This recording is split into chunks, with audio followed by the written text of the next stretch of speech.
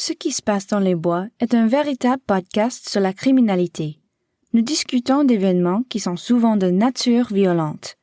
La discrétion de l'auditeur est conseillée. What Happens in the Woods is a true crime podcast. We discuss events that are often violent in nature. Listener's discretion is advised.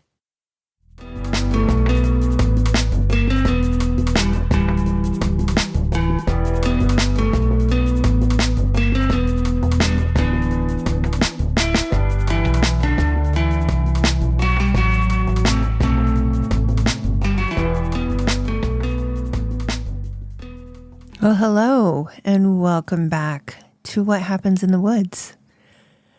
It's been a long time. How's it going, Bryce? It's going. It's going. Yeah. Yeah, we had a little hiatus. It was my birthday, Halloween, Bryce's birthday. Yeah. We had some time. Yeah. Yeah, it was good. Did you have a good birthday? Yeah. Oh my God. Yes. Yeah, we got beat up. We got assaulted by two Asian men. Yes. That sounds horrible to say, but we went and got massages. That was Bryce's. Massages. Oh my God. They were not sensual. They were not sensual massages. But I think both of us have really bad problems with like tension across our shoulders and our back. And yeah, the gentleman who was really trying to work it out, he was trying so hard. He was like, it hurts. And I was like, yes, it hurts. It hurts bad. It was bad. Like I thought they were supposed to be relaxing. Yeah. But I walked out of there really sore and like, oh my God, let's go. Yeah. It was, I greatly appreciated their efforts. No, They worked hard. And then he put the hot stones on. He was like, hot. And I was like, oh my God, that's hot for you. Like, where are your gloves? Where are your gloves, sir? It was distressing to me that he was like injuring himself. But then I was also in distress from being in pain. It was, I don't know, it was crazy. It was just very sore. I was just very sore. I'm still sore. Like, I swear, that guy's elbows were sharp. I thought he was Wolverine. Yeah.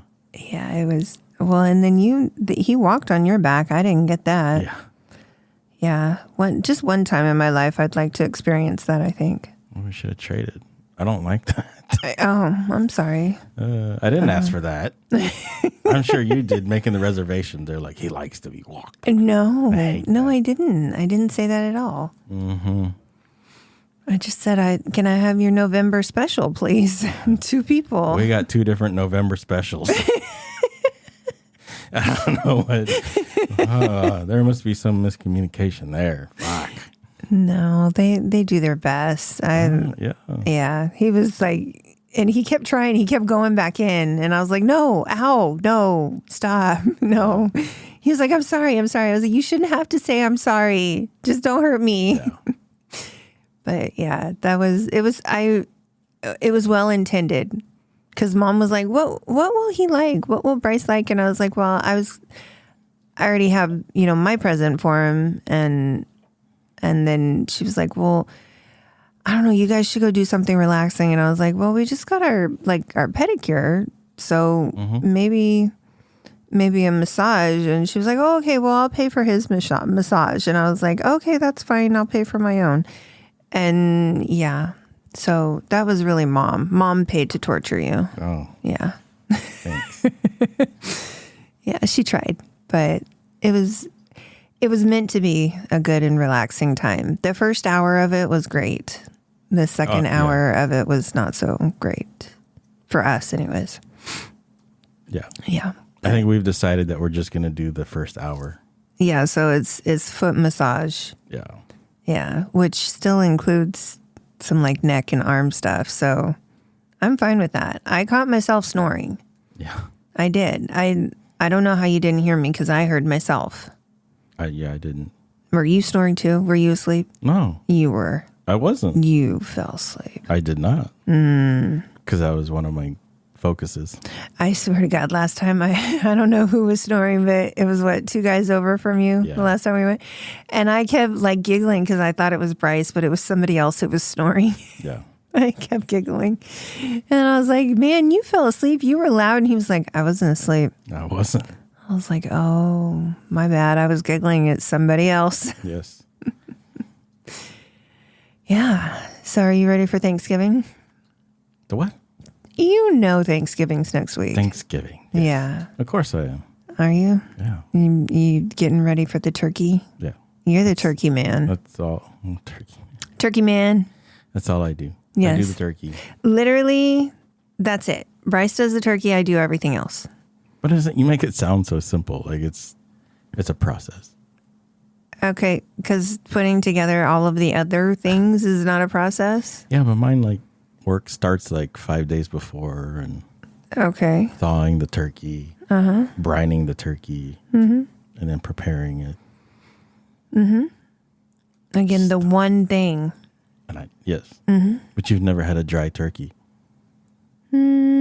Don't stop. No, your turkey's been great ever since you found that recipe. Mm-hmm. Yeah.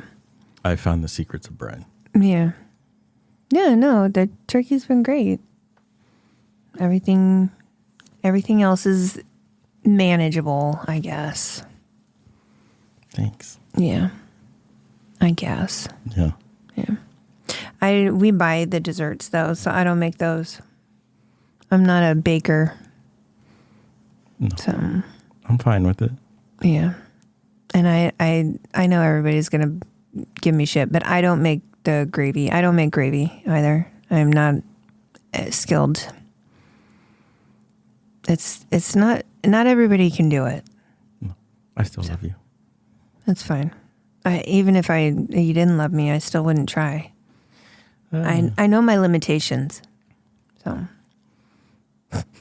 Okay. but yeah, when you guys are hearing this, we are 1 week away. Actually, it'll be a week from less than a week, I guess. 6 days. Yeah. Yeah. So hopefully everybody has a good and safe holiday. And what else? What else is going on in our lives? We did a takeover. We did a takeover. You're right. So we got to sit down and take over Crime Diner. And we got to record with them. Yep. They got the dinner and the dessert and the drinks, but we had the pleasure of their company. Correct. While they were eating and awesome. doing that. Yeah, no, it was great. It felt like it does when I'm listening to them. I feel like I'm in the room. Yeah. When I listen, I'm in the car, but when I listen to them, I feel like I'm in the room with them. Like we're just all sitting down, shooting the shit. And that's how it felt like to be like with them and record with them. Yeah. It was a good time. And I swear to God, I'm going to book a ticket to go to Jersey. Yeah. And I'm going to drag show. Okay. I'm going. You keep threatening. You can't stop me. Wasn't? I'm just going to do it. Okay.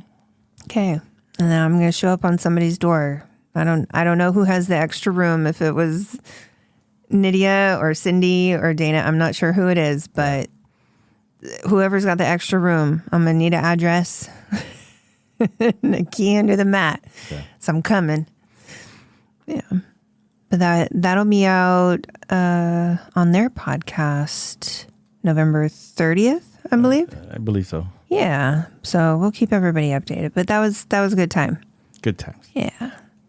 Not just that, but it's always fun. I find it fascinating to watch other podcasts like create, Yeah. like their process of recording. Yeah. That is an intricate show there. No, it is. Yeah. Yeah. Yeah.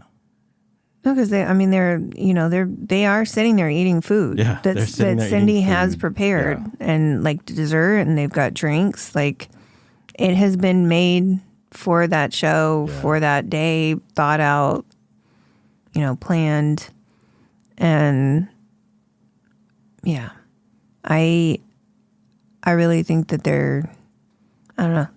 They have a good chemistry. They do. They're on it. Oh yeah. Yeah. And they always have fun with things, but they don't take themselves too seriously, you know? Yeah.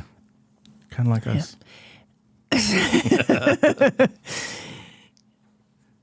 It was good. No, I it's don't know fun. that we do we not take ourselves too seriously? I feel like sometimes we do. I don't. You don't? Have you heard our intro for WTF? No, that's true. Speaking of WTFs. Uh-oh. What do you mean, uh-oh? I should be saying uh-oh, because every time we do a WTF, there's some new shit. There's no news. What the fuck ever. WTFs are coming back in February. There's no new stuff for WTF. I don't believe you. I don't believe you. Okay. I don't.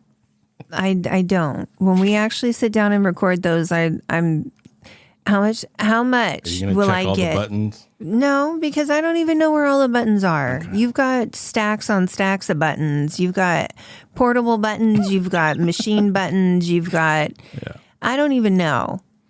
I don't even know what you have. No. There's no way for me to know what you have as far as buttons and sounds and all of that. How would I even keep up? I don't know. Yeah, exactly. Exactly. There's no way. So February. I'm resigned to the fact that Bryce will have something that will be a surprise. I'm just that's no. I No surprises. Yeah. Oh, okay, whatever. You're not fooling me, but that's fine. I'm not buying your bullshit. Okay. Seriously, I'm not. Okay. Okay. All right. But yes, February, WTF Wednesdays. Yay. Yay. Which means that this season will come to an end. Oh. Yeah. Oh, wah, wah, wah. So our last episode for this season will be in January. Okay. Yeah. We'll get on to the fun things for February. Okay. Okay. I know you can hardly wait. You're sitting with anticipation. That's right. Yeah. All right. Well, do you have any announcements? No. No? None? No. Okay. All right. Well, I think we can get into our case. Oh, okay. What do you got for us? Well, I don't know. What do you got for us? Because guess what, guys? Uh-oh. Guess what? Bryce has a case for us. I always have one in the chamber. Yeah. Just in case. Just in case. Just in case. Well, we're pulling it out. All right. So, yeah. It's all you. I just get to sit here, pet a dog. And react. And react. React. Hey, don't Whatever. you tell me what to do. All right. So I'm going to tell you a story. A story. Yeah. And it happened in Tacoma. What had happened was. And I want to tell you about the time the Army took on the Crips. The Crips. The Crips. Into Compton. Into Compton. Yes. For those of you who are not in the Pacific Northwest, Tacoma is sometimes lovingly referred to as Compton. It is. It's very Yeah, which I really don't think, I don't know. I've only been to Compton once, and I don't think Tacoma is the same. But, you know, what do I know? Change your mind. Okay, well, change my mind. All right. You ready? Yeah. All right. So it's 1989. Oh, you know what? Wait a minute. Can I do your intro? Sure. I'm gonna do it in Jessica style intro. Oh, God. Okay. Sure. You ready? Sure. You're going to imitate me? Yeah. Here we go. Uh-huh. Ready?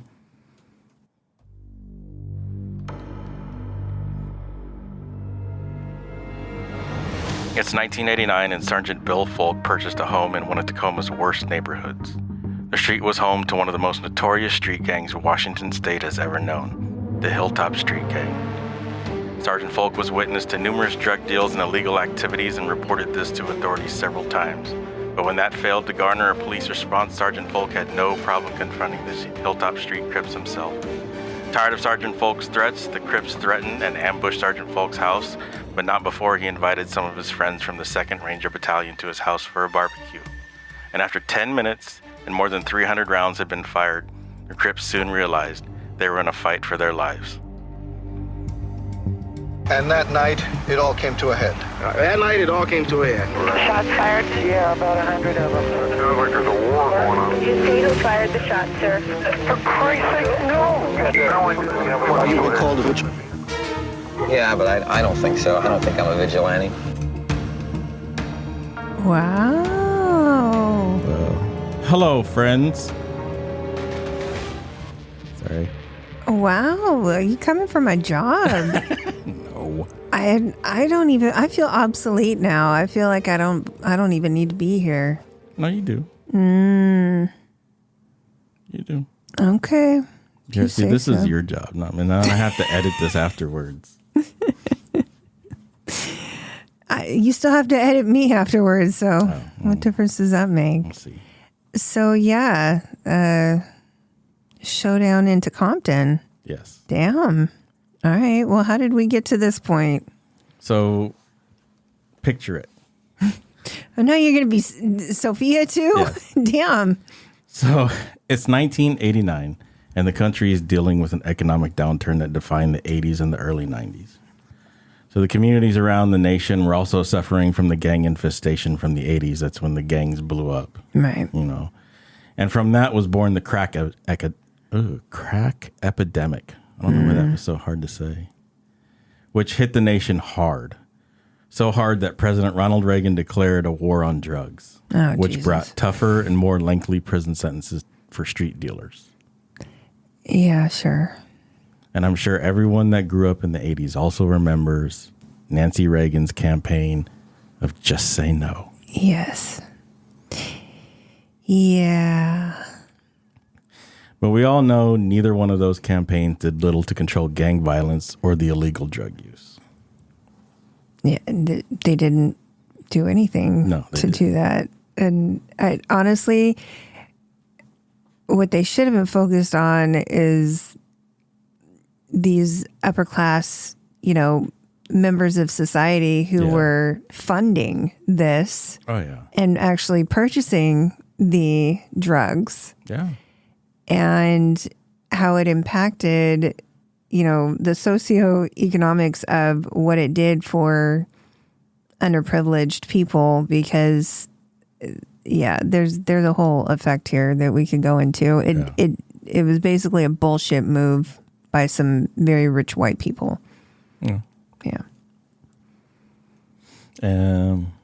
So for Washington State, it was no different. As a matter of fact, Tacoma was the epicenter for gang activity. After the crack epidemic exploded, the Crips and Bloods from California moved north to find new places for gang recruitment and drug dealing. And Tacoma's Hilltop was considered one of the worst, with people openly selling crack on street corners. There were tons of graffiti and gang shootings happening more frequently. And I think this comes from, I kind of know why people now say, if you say, oh, I'm from California, I think this stigma is with it. Because the gangs of Southern California moved up here, Crips and Bloods. And so now and especially in this area, because we're so close to Tacoma, that when you say, oh, I'm from California, they kind of go, oh, okay. I hadn't thought of that before. I really didn't realize that the gang, because being from California, you hear all about it. Places where I've lived have been notoriously, it is a part of life. And I guess I assumed that was in every state somewhat. I didn't think that in the Midwest, they were having problems with gangs, in the central states like Iowa. Yeah. I wasn't really thinking that they were going to have problems with gangs. But, on these coast states that have larger cities, East Coast, West Coast, all of it, I always assumed that gangs were everywhere because they were pretty much everywhere where I was. I mean, I think that, I guess it depends on how you define a gang. Yeah. Because like East Coast, I think even Chicago, you define it as mafia. Do they still define it that way? Well, I mean, it's... Because there's gangs there too. There are. Yeah. I guess what I'm trying to say is I didn't think that California had the origin of things and that it moved up here. I just kind of, in my head, there was no progression of it. It just was. No, that's not to say like in this... in the research, there was always drugs. Yeah. But not gang activity. Sure. Okay. Yeah. I mean, that would leave a sour taste in anybody's mouth if you say you're from California and you know you were living in this area when gangs came up. Yeah. I could see where you'd be like, yeah. So I have a quote here. It says, "We had this open drug gang phenomenon that was occurring in Tacoma that we had never experienced before." This was from Bob Sheehan, who's now the assistant police chief, but then he was a sergeant who worked the Hilltop area. We didn't know how to respond to it, and we were doing our best, but we were struggling with it. Yeah. And that was, I mean, that's a quote from Bob Sheehan. Wow. Yeah, I could see where they would struggle because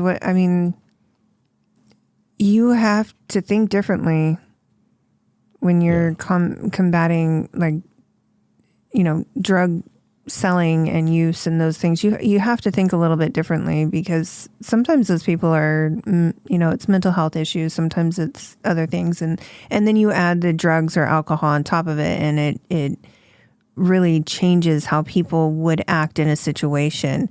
And you can't, you have to think about how to police that. But then you add on to it people who just don't give a fuck about anything other than staying alive and, doing whatever the fuck they want, basically. It's kind of that mentality of I'm gonna fuck you before you fuck me. Basically. And that's how they live day to day. And a lot of us will never live that way or don't think that way.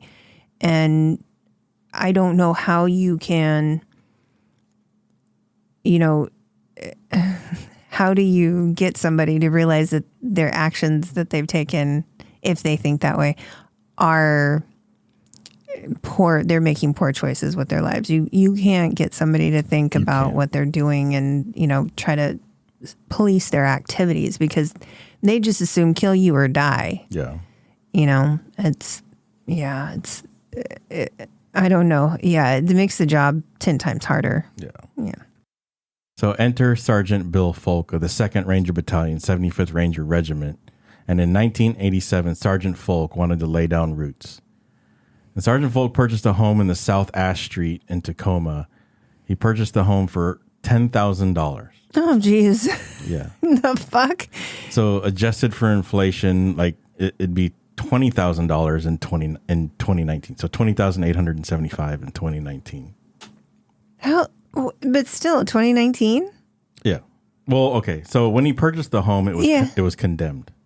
Okay. So it had, like, he moved in, it had no windows, no doors, no wiring, no plumbing, nothing. It was definitely a fixer-upper. And so when you put all that time and energy into a place, not only did he build a home, he was building a community. And that's what Ash Street was to him, a community. He also purchased the home in hopes that the area would turn around and his investment, that he made would, profit. Yeah. But that's, that didn't happen. Obviously not. We're here for a story.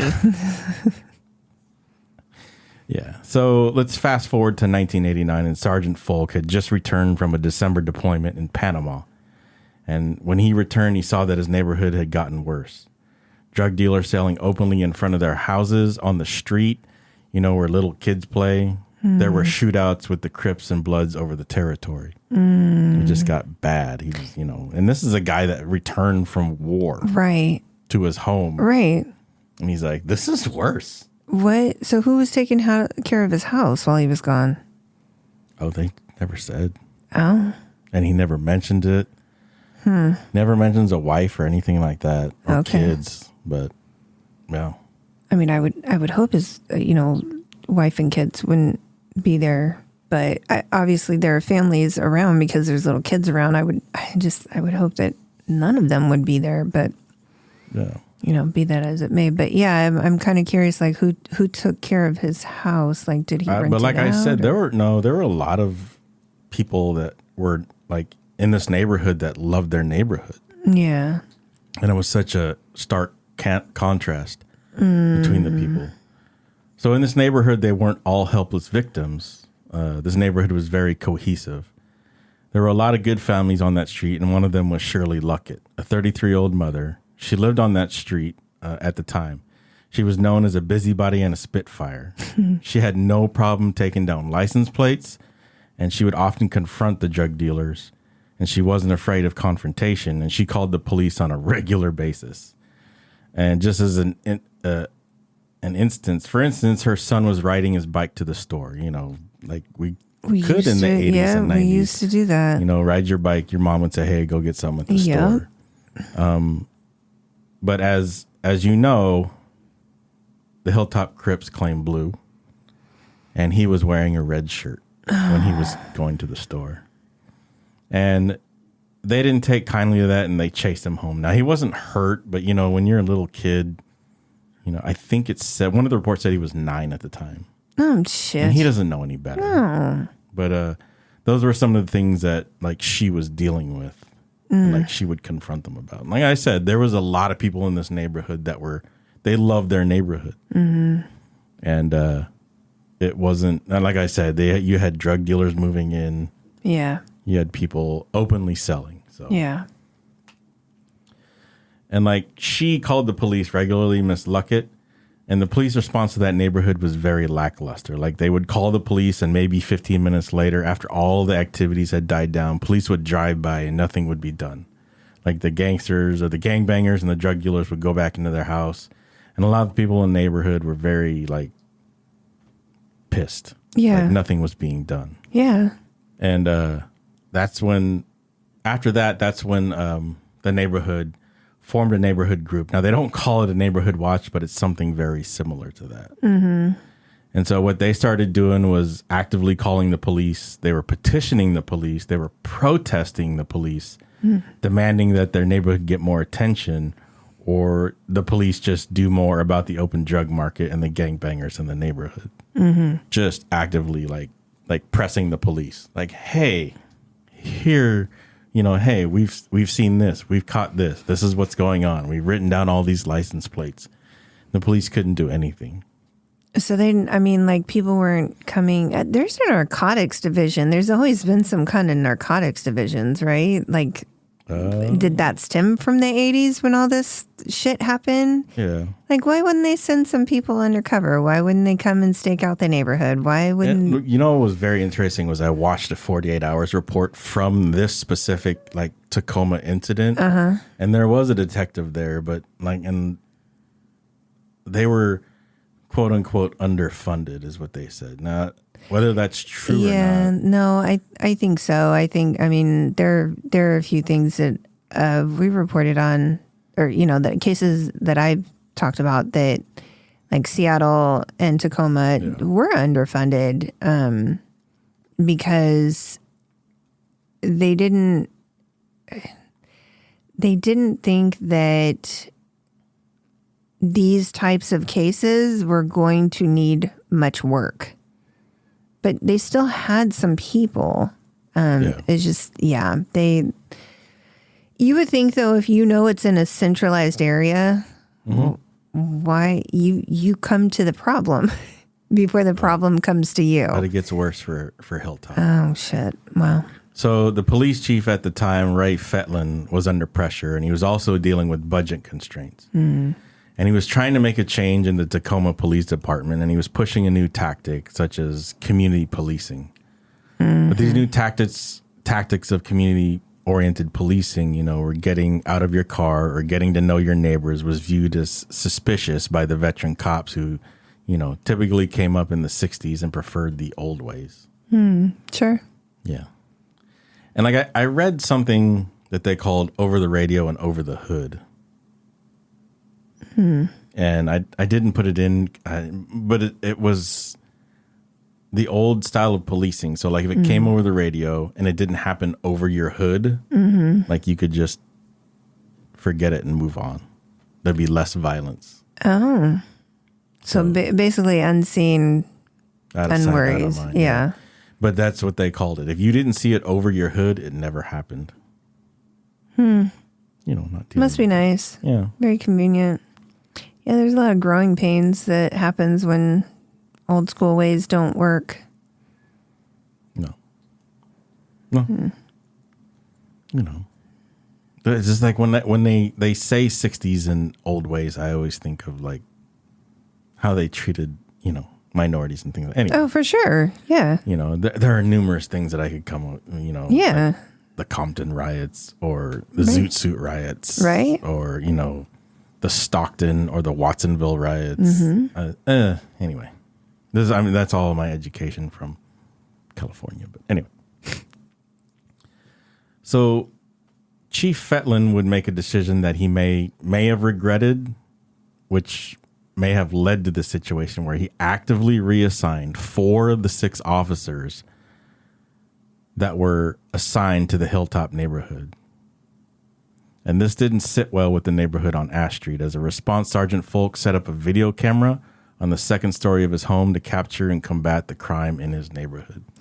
So you mean to tell me that there were how many officers assigned to this neighborhood? 6 officers, and he reassigned the four of them to push this new community policing effort. Who was supposed to be community policing? The community or the police? The police. This was where they would take in every call and like, you know, address every call, but also get out, you know, and meet the people. meet Sure. the neighbors, meet the people, talk to them, you know, don't deny, you know, like there was one example in there is like, oh, yes, I understand you can't sleep when the dogs are barking at night, and we'll try to come out and fix that and remedy that situation. So, I mean, it was just like, you know, that was just one of the examples they had in this. Shut the fuck up. Yeah, no, but I mean, it's just like this is what they were trying to push. And I get the gist behind it. Get to know your neighbors. Get to know the community. Yes, but that goes hand in hand with showing an enforcement, with showing an authority of being able to enforce the law. You can't do that if there's only 2 people for a neighborhood that should didn't have tell 6. me if there was just like one guy in the day and one guy at the night. You know what I mean? Like it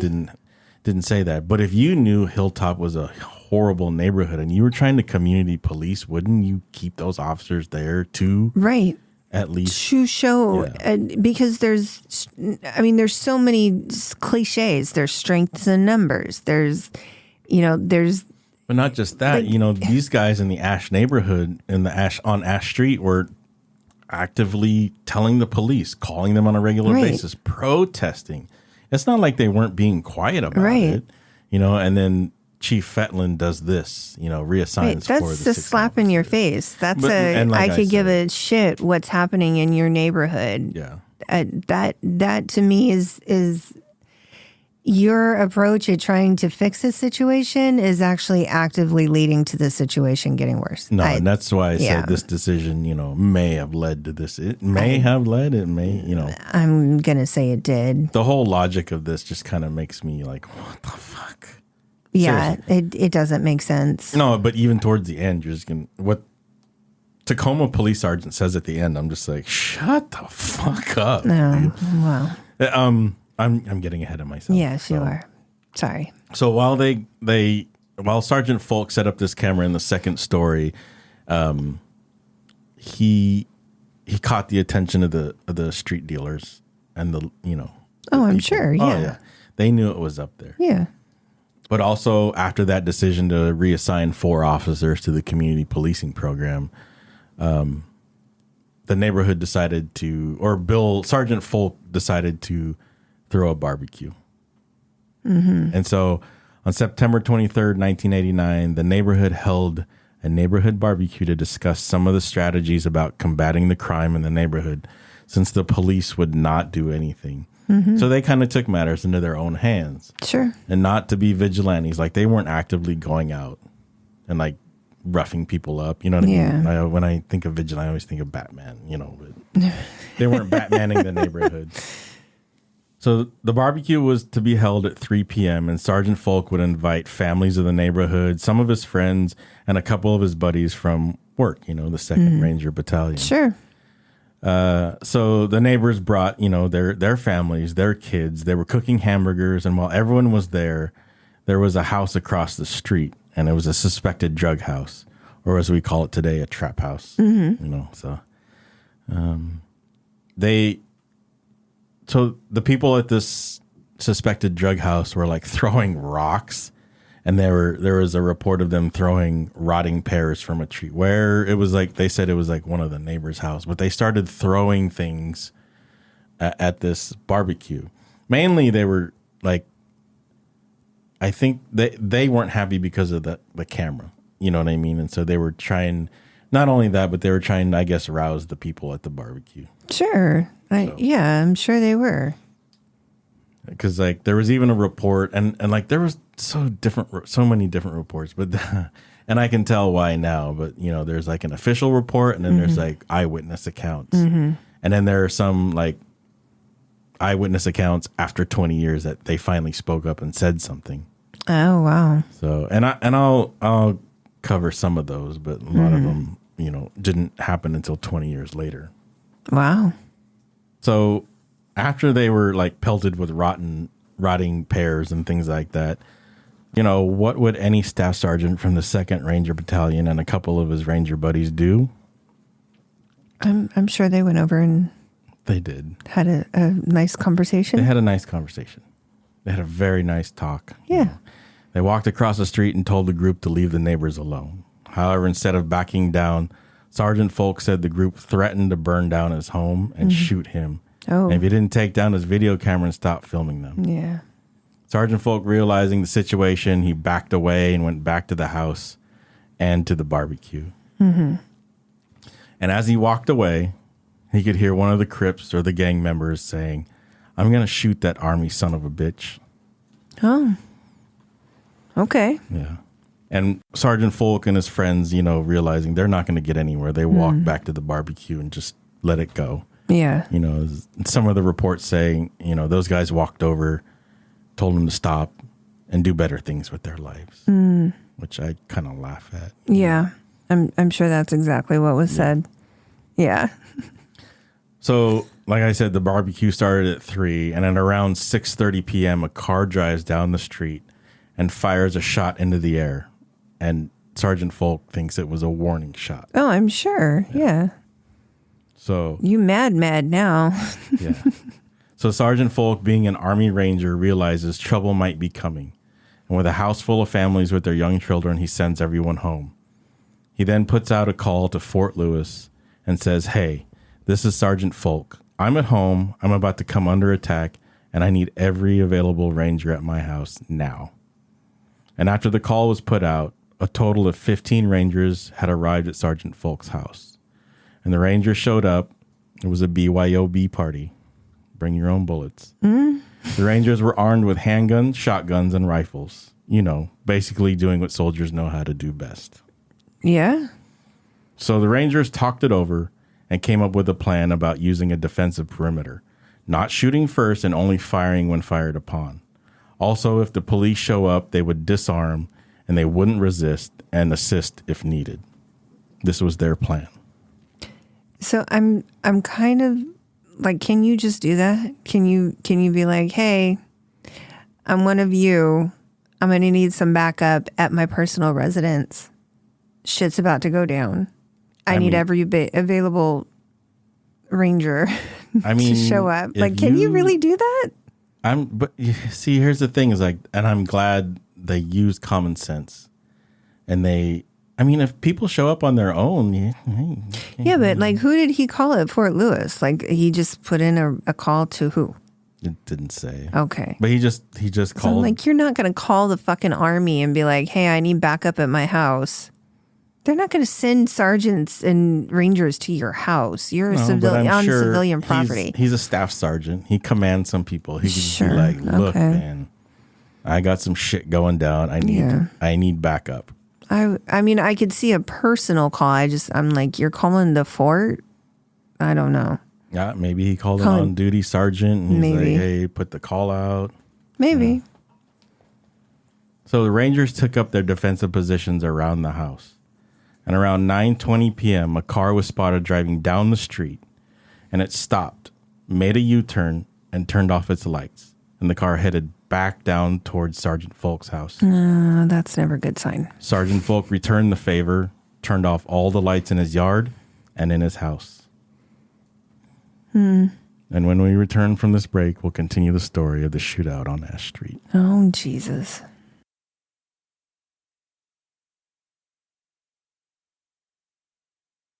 After a few hours of holding their defensive positions, one ranger noticed a car with its lights off driving down the street. At 9:20 p.m., someone driving in that vehicle fired a shot. The house was now taking fire from the rear, and according to Tacoma police reports, it was small caliber, more likely 9mm automatic gunfire. Hearing this, the Rangers returned fire, but so did the Hilltop Crips. Ranger William Edwards was positioned on the front porch, and when the shooting started, he hit the ground as a bullet slammed into the wall beside him. Other Rangers returned fire, seeing figures running amongst parked cars on the other side of the street. Ranger Russell Nolte, posted in the backyard, crawled forward as a shot hit the back of the house just 3 feet over his head. Ranger Burr Settles was positioned upstairs by the infamous video camera as a shot came through the window. The bullet grazed his head and he received multiple lacerations on his face from the shattered glass. Damn. The Rangers were now taking fire from the east, and by all accounts, they could see at least 16 shooters firing from 3 different directions. And at the same time, a neighbor dialed 911 while taking cover on her kitchen floor. The first police car showed up on the scene and the Rangers disarmed themselves, but someone from the Hilltop Crip gang shot at the police car, and it could be seen reversing out of the neighborhood, tires smoking. Officers reported they could hear 50 to 60 shots in less than 1 minute. Shortly after that, more units arrived on the scene and the area, and according to the Tacoma police report, subjects were seen fleeing. Some of those subjects were pursued and some got caught and detained. And for an estimated 10 to 30 minutes, the two groups exchanged intense fire in an intense gun battle on the residential streets of Tacoma. By numerous accounts, witnesses said hundreds of rounds were fired from handguns, shotguns, and semi-automatic weapons, but somehow no one was hurt. Not one of those bullets hit anybody? Not in the official reports. Okay. So after the gunfight, Sgt Foulk walked out to his driveway, which is in the back in an alley, and was immediately shoved to the ground and handcuffed. He didn't resist, and he didn't fight. So the police handcuffed him? Yeah. Okay. I think they were just handcuffing everybody at the scene because they didn't know what was I'm going sure. on. Yeah, they didn't know what the fuck was going on, but okay.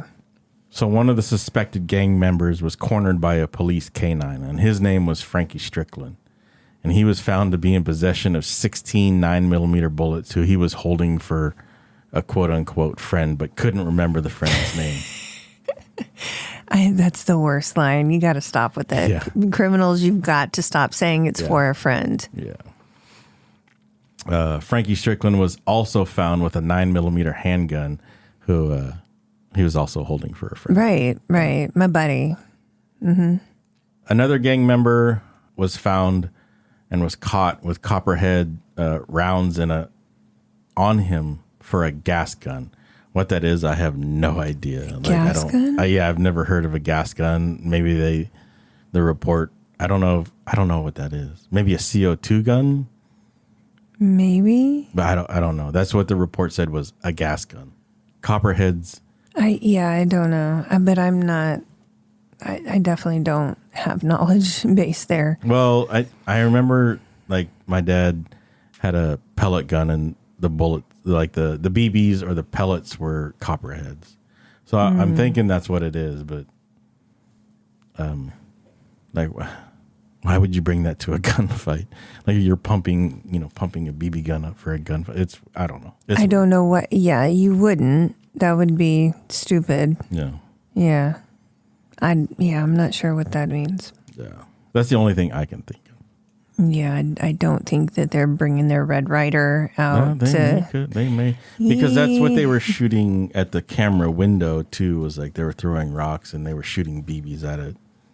Okay, well, that I could see, but they're not in this. I can't see somebody having that in this case. Maybe if that's all you got. I don't know. I have a hard time believing that that's all they got when the dude was holding that for his friend. Yeah. He was holding a gun and bullets for his friend. Yeah. So I'm pretty sure that, that's... Or maybe he was the friend. Maybe he was the friend that the other guy was holding the bullets and the gun for. Maybe. Yeah. We'll go with that. Yeah. Let's go with that.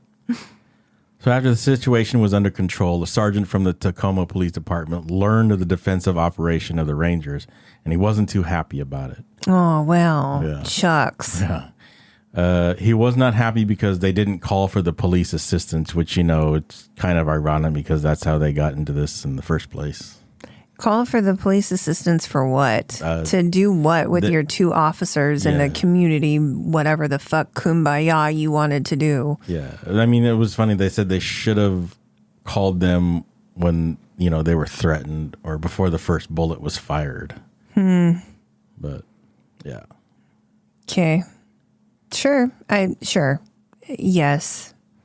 But also, fuck off. Yeah. Yeah. So after quite possibly what could have been a 35-man gunfight with over 300 rounds fired, from the official version, nobody was shot or killed or even seriously hurt. Wow. But there were some rumors that were flying around that for obvious reasons, some of the alleged gang members were treated at Seattle area hospitals, which is over an hour away. And some may have been mortally wounded, but again, for previous reasons, was not reported. Yeah, I'm sure. You don't walk into a emergency room and say, "Oh yeah, I was in a gunfight in Tacoma, and can you please patch me up?" I mean, obviously. So even if you're out of the area and you just, you got shot, you could just say, "Oh man, it was like I was just walking in some random shooting." They wouldn't tie it into like the Ash Street shooting, right? In Tacoma, right? So, I mean, no, they're not going to do that. There was a quote from Sgt Foulk that said, and I didn't include it in here, and I just thought it was an interesting tidbit. He actually saw, and this was his quote, he saw one of the gang members walk up to the front door. He goes, I don't know what he was thinking. Maybe he thought he was going to John Wayne it, but he walked to the front door and a ranger shot him in the shoulder, and the guy stumbled back. And he ran off. They don't know where he went. It was so dark there. He ran off and, So the personal accounts are saying that people were injured. Oh, yeah. But the official account is that nobody was injured. But and some of the things that I was reading also, gang members were hurt and they would just run off the scene. They would just run into the darkness. There was some personal accounts that said 2 or 3 of them were taken in a car and just driven off the scene. But like I said, that didn't come out till 20 years later. And remember, this happened in 89, so it was over 40 years ago. Yeah. And so, and accounts could change. Well, wait a minute. That's not over 40 years ago. 30? Don't do that math to me. We're not that old. Oh, no. Yeah, 30. Sorry, 30. The hell's wrong with you? Yeah. So in the aftermath, Doug Sutherland, who was the mayor of Tacoma at the time, had considered enacting a version of martial law to combat the gang violence, which drew national attention at this point. And at the same time, Governor Booth Gardner had considered sending in the National Guard to Ash Street to help the situation. And then miraculously, the Tacoma police found the money to add more officers to the street patrol to help combat the gang situation. Miraculously. Miraculously. So you mean to tell me that just coincidentally at the time of this shootout, they were looking at bringing in the National Guard? Or as a result of this shootout? As a result of this shootout, in the aftermath. I was going to say, isn't that very convenient time-wise? But... okay. No. Yeah. Okay. But I don't know what the National Guard would have done on one street. You know what I mean? Right. I mean, that's the thing is these are not people who are going to be in one area. These are people that spread out into other areas. Yeah. But I mean, none of this came to pass. But that would have been stupid. But okay. So the one gang member that was caught with the 16 rounds and the 9mm handgun, Frankie Strickland, he was the only person ever charged in the shooting. And he was charged with second-degree assault, and he only served 22 months in prison. Wow. That's not a lot. No, not at all. Yeah. As for Sgt Foulk and the Rangers, the military officially considered this incident a matter of self-defense for the off-duty Rangers, and they were not charged with anything. I mean, rightfully so, I think. I mean, I do have a hard time with agreeing with, let's just take the matter into our own hands. But also, you have been threatened. Yeah. You're, obviously with the type of training that this man has and the company that he keeps, you're not going to take that lightly. And you already know what the police are going to not do for you. Yeah. So I don't think when the gang members or the drug dealers or whoever was talking shit to them, don't realize that these guys are all elite operators. Probably not. And they do this for a living. I mean, right. Day in, day out. Yeah. They could be called at a moment's notice to deploy somewhere and kick ass. They just fucking, this is their job. Yeah. No, for sure. And it's different when you think you're living a lifestyle compared to your training kicks in, because you're not, when you are trained to do something like that, you respond immediately. Yeah. There's no oh, what the fuck do we do? What do we do? What do we do? No, they already know what to do. They've already done it. They've already implemented it before you even realize what the fuck is going on. So you kind of did fuck with the wrong people there. Yeah. Just a little bit. Just a little bit. So in February of 2010, a task force made up of Tacoma Police, the FBI, the South Sound Gang Unit, and other state and federal law enforcement agencies rounded up and arrested 32 people with 51 charges ranging from attempted murder, home invasion, and carjackings, all associated with the Hilltop Crips. From this incident? Yeah. Well, not just this incident. No, it's just they went in and combated the Hilltop gang. It wasn't until you said that was 2010? 2010. This happened in 89. 89. What took so long? I think, I don't know what took so long, but that was just recent news that I had seen in 2010. They went in and arrested, 32 people, and all of them got 51 charges. Interesting. Yeah. So a few years back, and this is resurging because of certain things that are happening in Tacoma. But a few years back, Tacoma Police Department officer was quoted as saying, "It was the single most important incident in Tacoma that caused a change in police policies and practices." This incident here, the Ash Street shootout. Because I think, just the failures at every turn for this neighborhood that was crying out for help. Yeah. And they're all, absolutely. Yeah.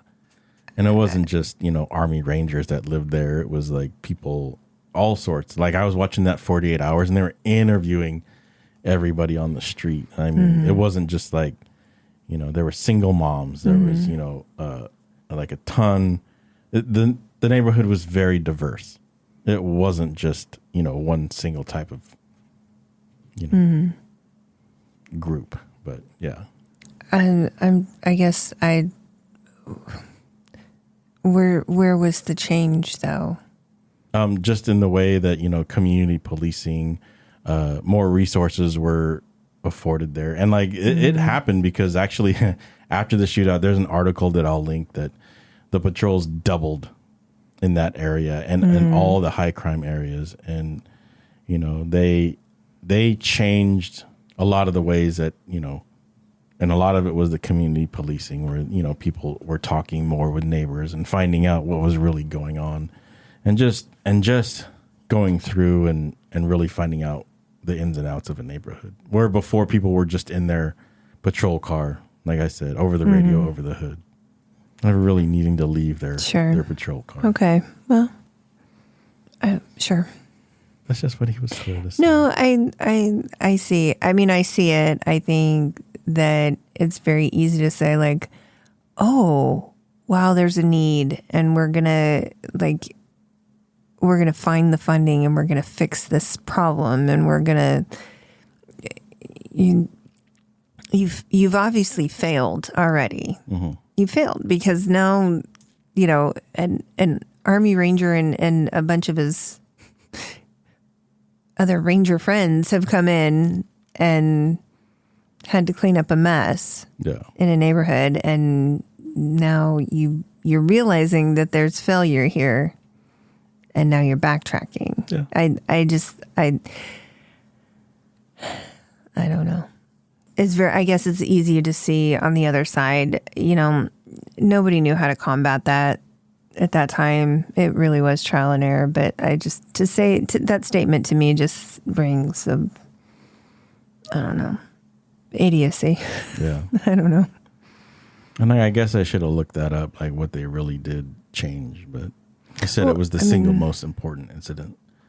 I can see that. I'm not trying to make light of the statement, because obviously there was this incident would have been a huge incident for this neighborhood. Yeah. And kind of a turning point. It's a shame that it took this incident for police and for other entities, governmental entities, to realize that in this neighborhood, these families who were trying to make a neighborhood and trying to make a community and just trying to live their lives are being infringed upon by certain citizens. Yeah. And it really should not have come to that. No, it shouldn't have. And it's great that you had that aha moment of, oh man, we need to fix this, and what can we do? And let's, throw more support their way and money their way. That's great. But what if it had ended up in the official report that somebody got shot? What if it was a kid that got shot? Yeah. And you guys knew that these things were happening, and you, instead of putting resources towards it, you cut resources and you weren't responding. I mean, they didn't cut resources. They reassigned them. Yeah, sure. The English language has a lot of different words that mean the same thing. Oh, yeah. Yeah. But, phraseology is a real thing. It's a gift for some people. Yeah. Yeah. I still I don't know. That statement irks me. And maybe it shouldn't, but it does. I have a lot of statements that irk me, but it's just me. So, in the end, Sgt Foulk left the Army in 1993. And to this day, he still lives in the same house on that street. Yeah. Wow. He's since repaired the house, but he left one bullet hole as a scar and a reminder of the incident that happened September 23rd, 1989. Wow. Well, I guess that really is just a story of, like, a testament of this is my place and I'm going to defend it. Oh, yeah. And I really, I watched a recent interview with him because of certain events that are, and I'll bring those up here in a little bit, but certain events that are happening in Tacoma. And he was recently interviewed, and he went through all the things in the house, and he showed pictures of that day, but he showed also pictures of, like, when he bought the house and things like that. And, like, I believe his statement, like, he was really, trying to build a community and start that. And for him to still be there is, like, he really loved the neighborhood. Yeah. So, yeah, props to him. Yeah, no, I think I would have been like, peace out, bitches. Yeah. Like, you gonna shoot my house? I'm gonna have to leave. No. Yeah, but I also given what he does what he did at the time for a living. I'm not sure what he does now, but I'm not sure either. Given his training and his history. A thing that he worked for the Justice Department for 29 years. Okay. I think that's him. I can't make sure. But I mean, there was a thing that on LinkedIn that said he'd worked for the Justice Department for 29 years. But there was no picture. There's nothing. And I can't confirm that. But yeah. Well, Good for you for like holding your ground and just, not putting up with bullshit. Yeah. Yeah. I definitely, good for all of those families, really. Like the single mom who was like, yeah, you're not going to fuck with my kid.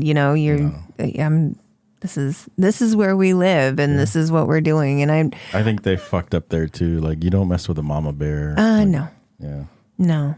I'm sure all of those families, anybody that was, calling the police, anybody that was reporting things, anybody that was protesting, anybody that was, they're probably down at City Hall going to town hall meetings. They were probably, really putting the time and effort in to try to make some change for their families, for their community. That, it really takes a tenacity and a desire and a strength to be able to stand up to somebody that could give a fuck about your life. Yeah.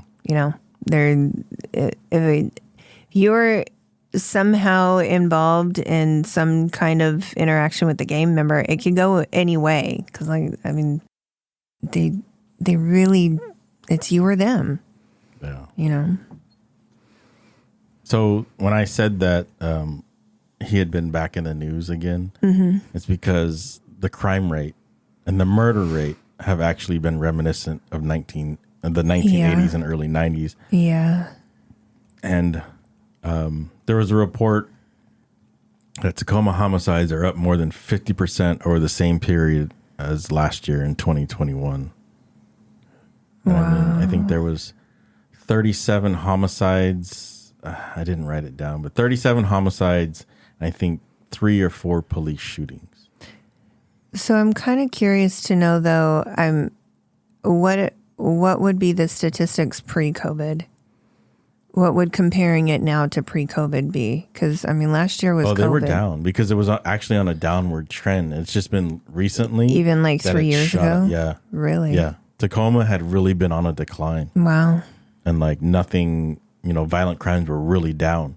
But after COVID, it shot up. I think they said it was from that time, it was 200%.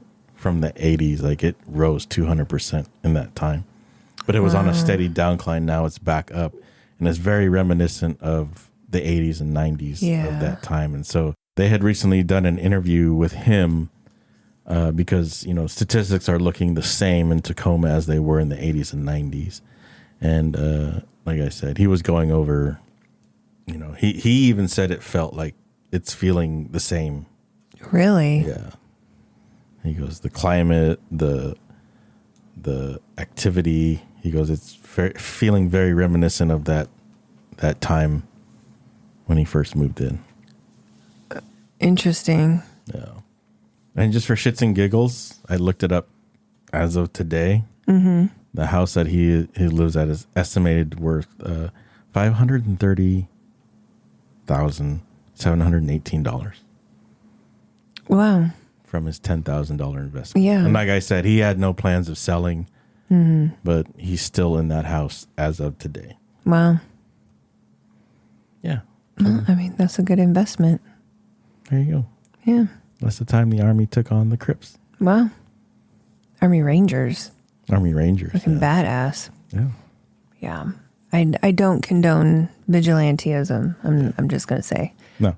But I'm also not going to sit in a house where I know people are going to shoot me and not shoot back. Yeah. If I have the means. This is where I wish we had one person on.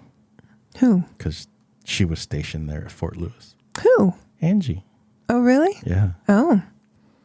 That's why she wanted to come back to the area because she enjoyed. No, I know her she time. was from here. Yeah. She enjoyed her time at Fort Lewis and wanted to come back. So I wish we could have had her on, but short notice and all. Yeah. Well. You'd always add to it.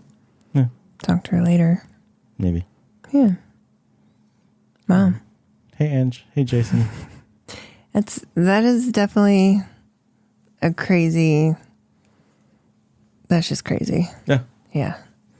And I'm sure some, people got shot. I don't know how that many bullets flies around and people aren't going to get shot. Yeah. But I'm thankful but I can that just it picture wasn't. gangbangers firing, like just shooting over the tops of cars. You know what I mean? Oh yeah, they're it's not like they go out to target practice or anything. No. Yeah. I mean, we're talking about trained professional soldiers and just probably stupid teenage kids who don't know shit about shit. I'm just worried about their money. Yeah. And not getting caught, not going to jail. But yeah, that's kind of a shame. Only one person was held accountable for that. Yeah. Over 10 minutes of gunfire. Yeah. And they couldn't find more than just the one guy who was holding the gun for his bud. Yeah. His friend with no name. Yeah, that's some fancy police work, I guess. Yeah. Yeah. I don't know. Not to talk shit a lot about the police or anything, but there's just always such a need for improvement, or it's easier to see things on the outside and say this is what you should be doing, but when a community is asking for help and they're reaching out and they're calling and they're giving you leads and tips, and there's clear activity of things that are happening, and then you don't do anything, I kind of have a problem with that. Yeah. But all right. Well, good job, Bryce. Thanks. Look at you, all professional and shit with your research. Researched. Yeah. You researched the hell out of this shit.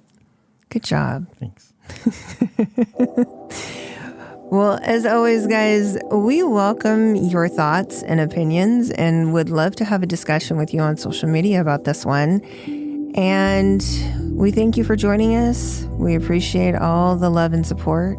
And as always, be kind to one another, stay safe, and stay out of the damn woods. Out of the woods. Or Tacoma. Yeah. Bye, guys. Bye. What Happens in the Woods is an independent podcast and is managed and produced by Gospel for the Rebels, LLC. Research and content are presented by host Jessica, with all editing and producing done by your favorite resident techie, Bryce.